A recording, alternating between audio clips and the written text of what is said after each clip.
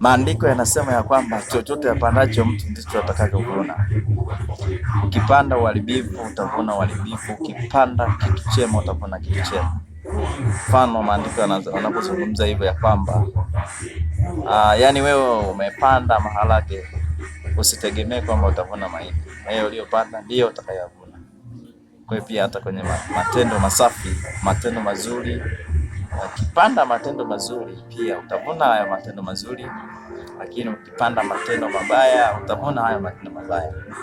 Kwa hiyo nikutie moyo mtu wa Mungu, panda kitu chema, tengeneza maisha yako ya ibada, tengeneza maisha yako ya kumcha Mungu, tengeneza maisha yako mazuri, kuongea na watu vizuri.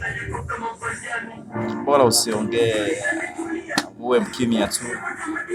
Kuna wakati unatakiwa usiongee, jifunze kukaa kimya. Kama kuna maneno yanakuja juu yako yanakukatisha moyo, ndio mwingine yanakuja moyo, lakini wewe jifunze kukaa kimya, maana Mungu anakusudi kuwainua watakatifu katika viwango vingine.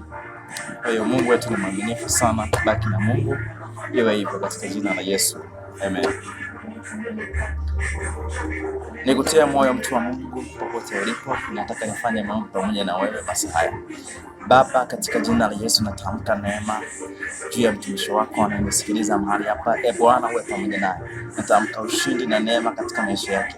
Natamka wokovu na baraka katika maisha yake. Natamka kubarikiwa katika maisha yake. Natamka ulinzi katika maisha yake. Natamka uzima katika maisha yake. Huyo anayenisikia mahali hapa, Mungu, maana ni mtumishi wako uliyemchagua. Anaposikia haya maombi Baba, yakawe kibali machoni pako na yakawe na nguvu ya hali ya juu. Natamka baraka zako Bwana zikasimame katika jina la mwana Yesu Kristo, mwana wa Mungu hai. Iwe hivyo. Amen.